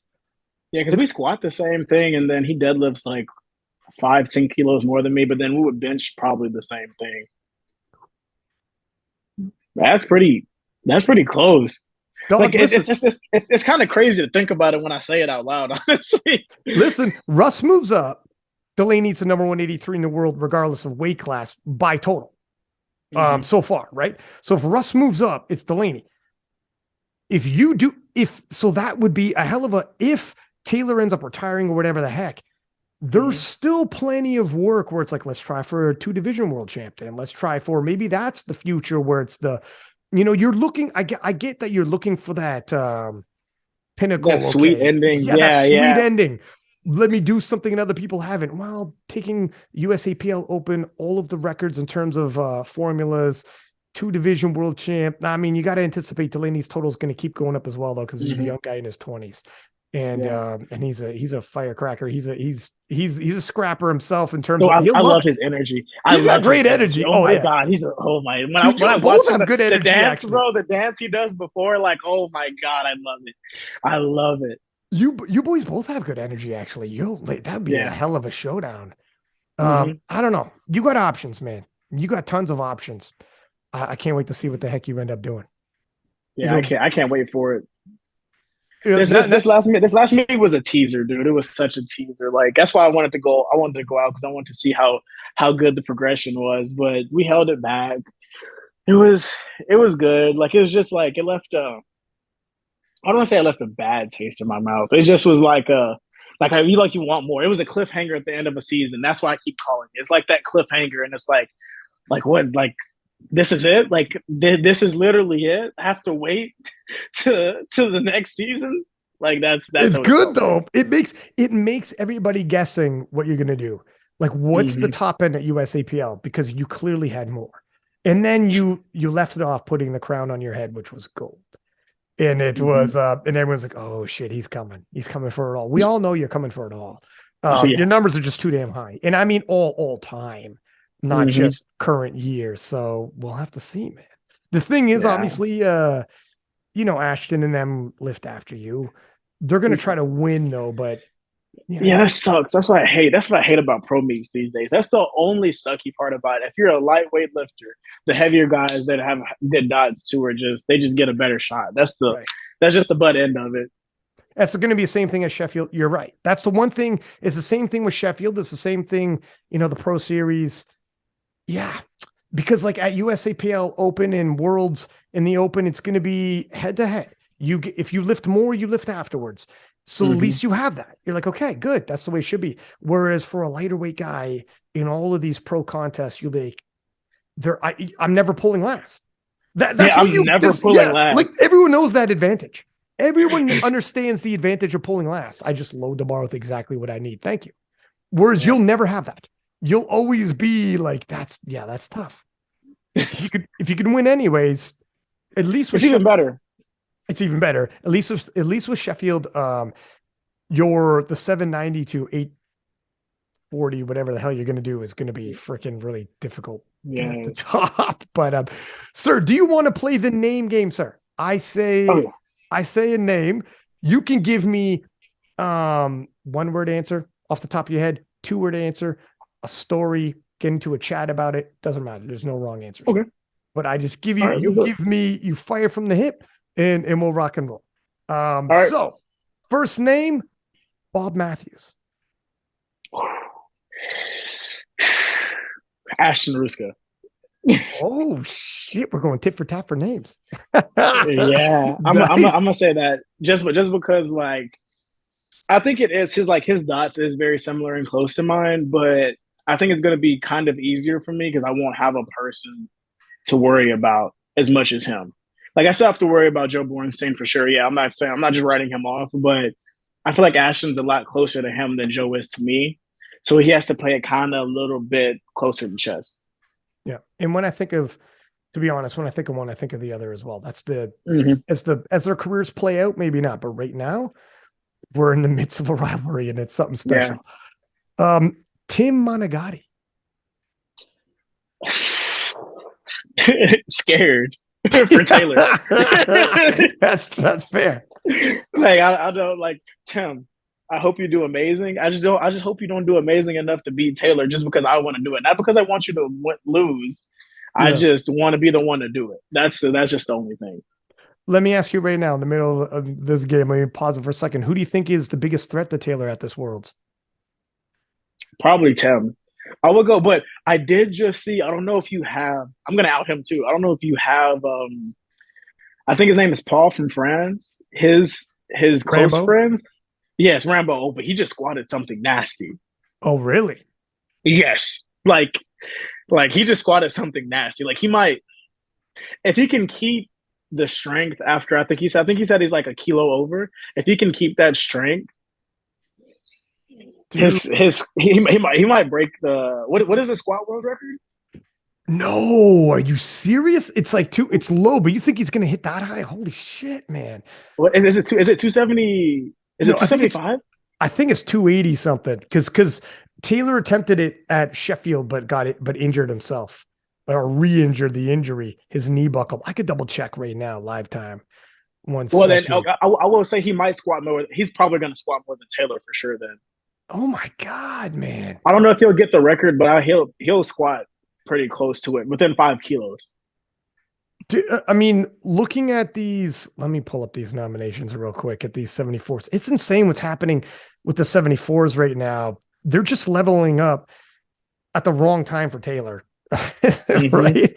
Taylor, like, now you guys going to do this to me, huh? So now I want to actually start trying. Yeah, he's like, okay, cool. Now that, but oh yes, actually, you know what? We'd be remiss if we didn't mention that Shell Backlund from Norway, the last time Taylor lost was to Shell from Norway in 2017. Yeah, everyone keeps forgetting about him. Because he went into the equipped and won the equipped. So he's back. I don't know how he's doing body-wise. He's also Taylor's age, and he was dealing with injuries, but at one point he was very capable. Frigman, if he's the dude to beat Taylor again.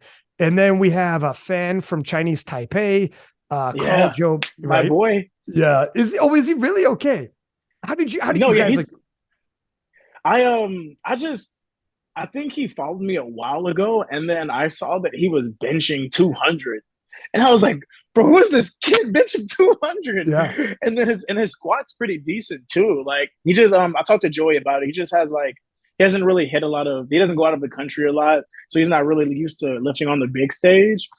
But if he can get over that, he'll podium for sure. I mean, He's someone to worry about. He did 760, and I mean, he'll probably have more than that at Worlds. Like, he'll be Mm-hmm. somewhere in the late 700s. Carl Johansson from Sweden, he's going to be in the late 700s as well. And then you got Tim Monagatti, who moved down, Rambo from France, Paul Ramboville. I mean, I don't know, man. Joshua Wright from Germany. It's freaking, it's going to be tight. It's These stacked. fellas, yeah. It's a bad year to come in injured for Taylor. That's why this is going to be, it's going to be crazy. I was like, I don't care what time that competition comes on. I don't care if it's 2 a.m. my time or 3 o'clock in the evening and I'm doing something. I'm going to be watching. Yeah. Oh, yeah. Like, Oh, yeah. Oh, yeah. This could be history made. You know, you're going to be at the edge of your seat. Hopefully it's for you. Hopefully it's not history made because you want to make that history. But yeah. Right. Oh, yeah. All right. So Tim Monagatti, what did we say? What was the answer on that? Scared. That's right. Oh, yeah. I was scared. Yeah, scared. Delaney Wallace. Faith. I have faith in him. I feel like he can get that 83 world record total. I feel like he can. He just needs to have a really good day. I hope he has it. I hope he breaks it because I know that's something he's been hoping for a while. I see it in his eyes how bad he wants it, and this is the same like how I want the 838 total. Like I see it, and I honestly hope he gets that total in Malta.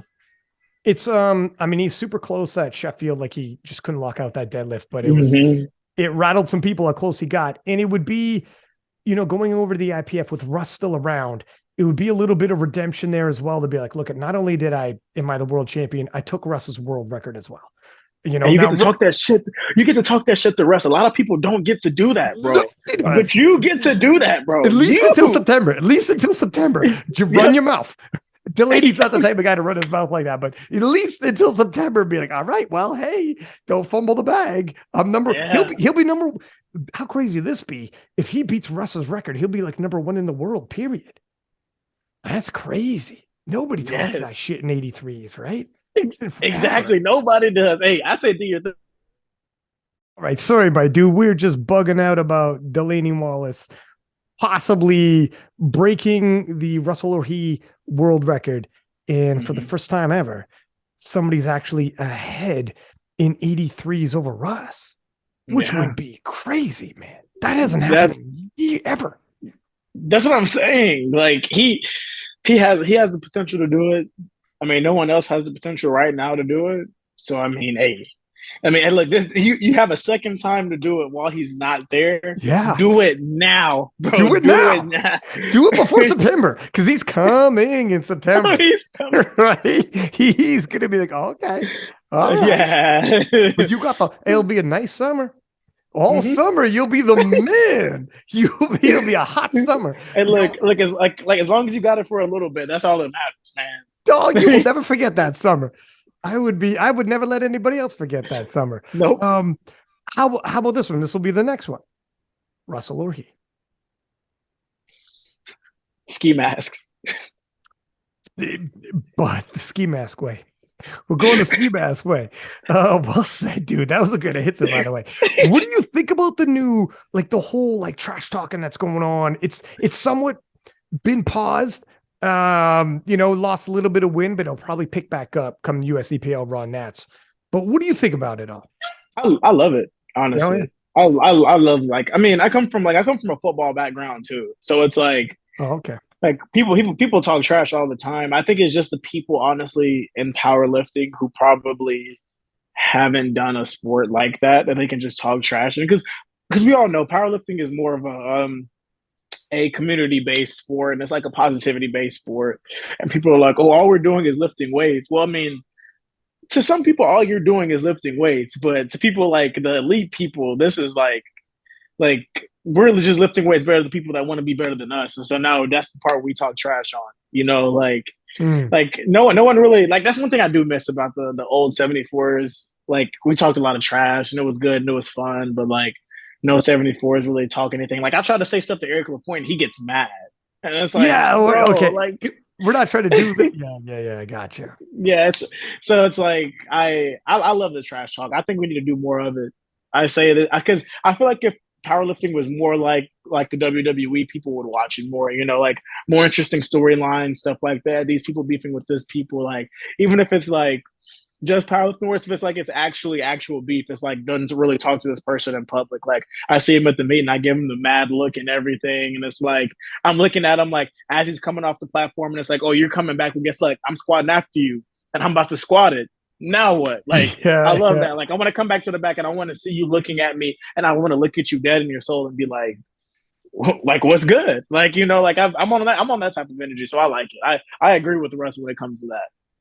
It's yeah, I think to an extent we're not used to it in the community. And also, like, put it this way, man, when I remember seeing in some of the stories when Sheffield happened and Jesus won and Evie won, and someone said, wow, that was like, this could be one of the biggest upset victories of all time. And then someone who's not used to sports at all was like, oh, why would you say upset? And we're like, no, but that's the term used in sports. You upset the odds. Like that's like when Buster Douglas beat Mike Tyson, the biggest upset in sports history because it was 42-1 odds. That's that's called a sports term, love, for the past century. But people who don't follow sports sometimes are involved in powerlifting. They have no sports background. You said, you have a sports background, so you're familiar. Some people are in powerlifting, no sports background whatsoever, and are like, no, I just think that you use the term upset victory because it's a woman. It's like, no. It's like, no, that term is used on men all the time. It's actually means, oh my God. But you just don't follow sports, so you don't know it's used all the time with men. The word upset implies a negative. No, it doesn't. It means you upset the odds. You don't follow sports. That's all. And that's it's a good thing. It's a good thing. It's the underdog came on top. Upsetting the odds is, but people don't. So to the point, to an extent, powerlifting is full of people who aren't necessarily sports people.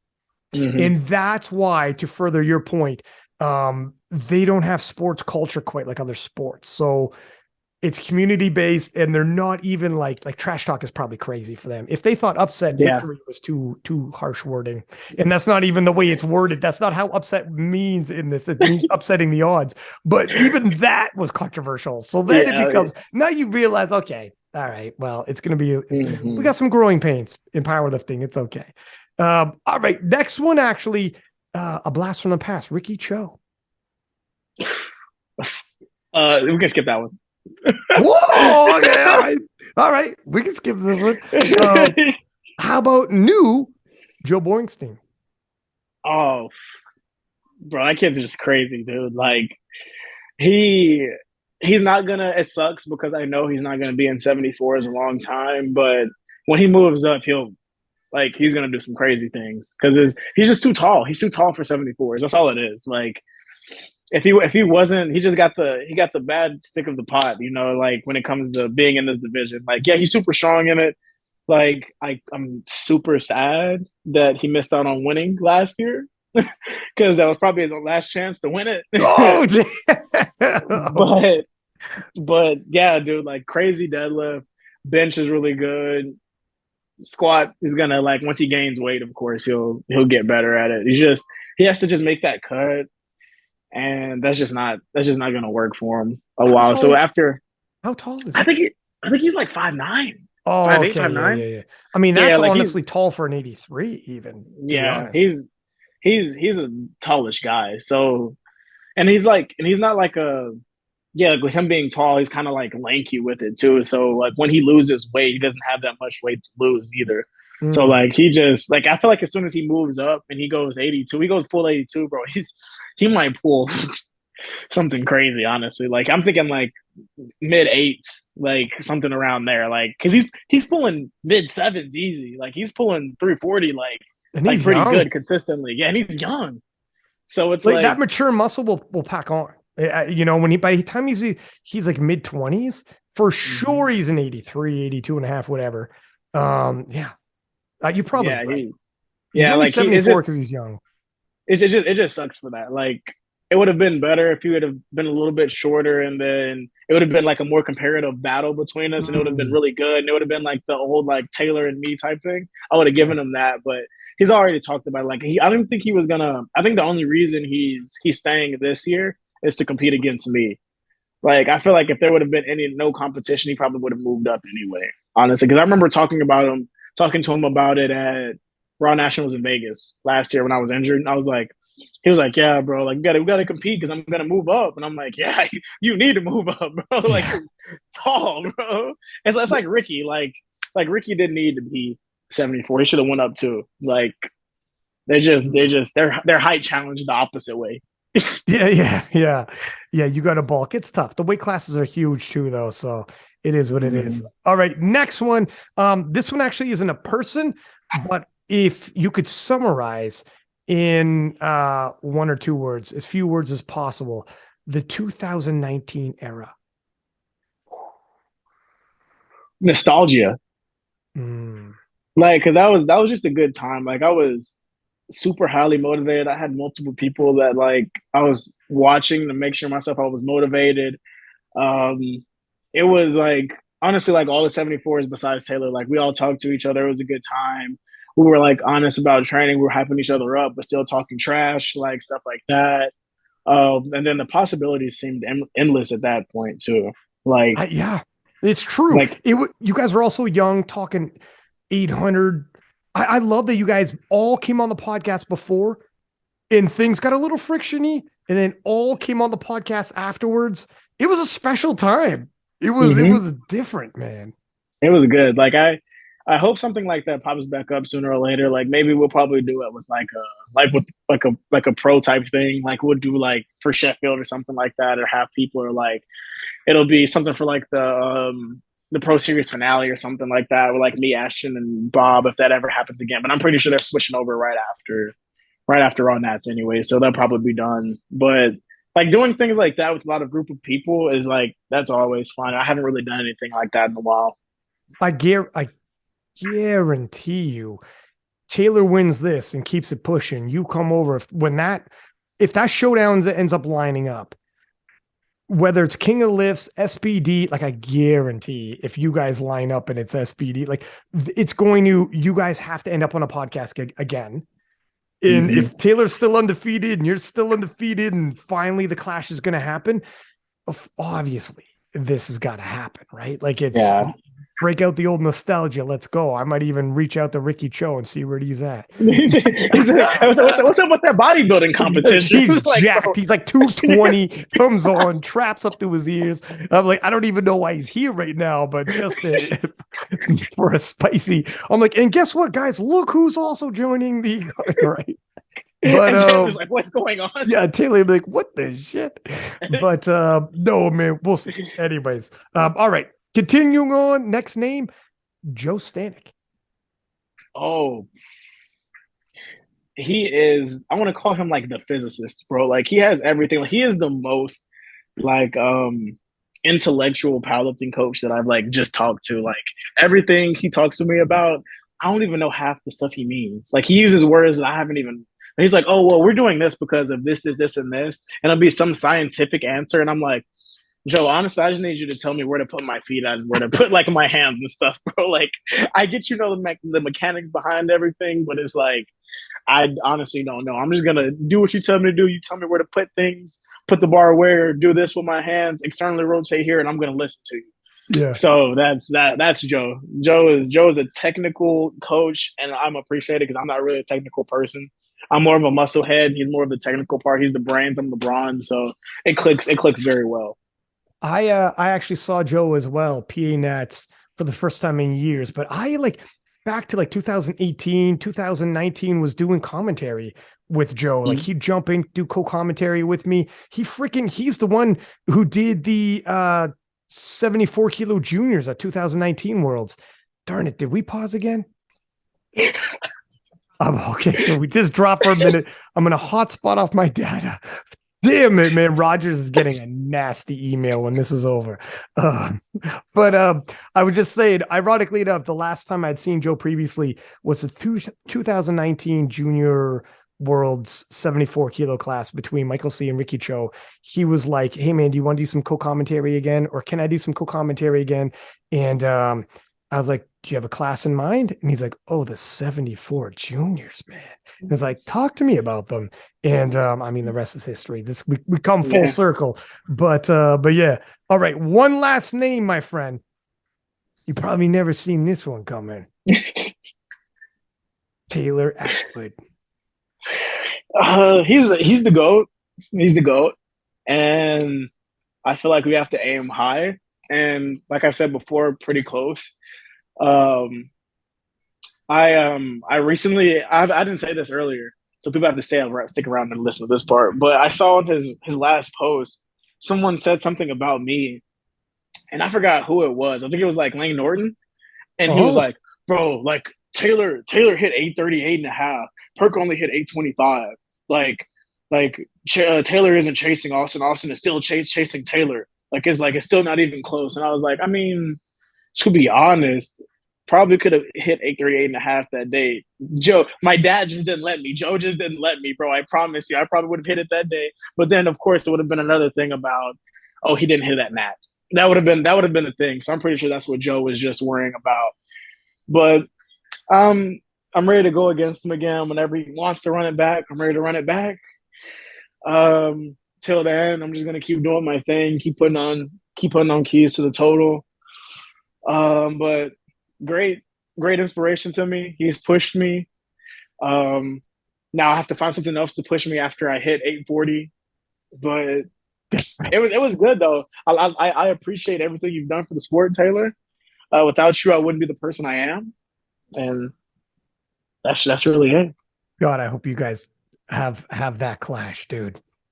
If the powerlifting gods see it fit, we have that clash, man.